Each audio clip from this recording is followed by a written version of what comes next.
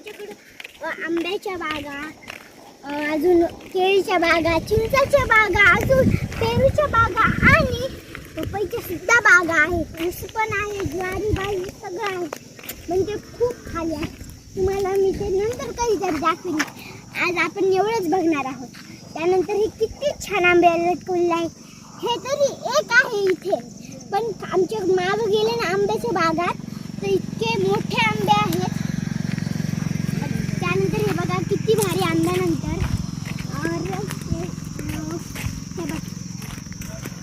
इथे जास्वंदाचं झाड. त्यानंतर किती शेवग्याचं झाड, ह्यावर किती शेवगा लागलेल्या आहेत तुम्ही पण बघू शकता. त्या शेवग्यानंतर कढीपत्त्याचं झाड आहे, नंतर शोचं झाड, रुटीचं झाड आणि नंतर आपल्याला आपण बघा बोलता बोलता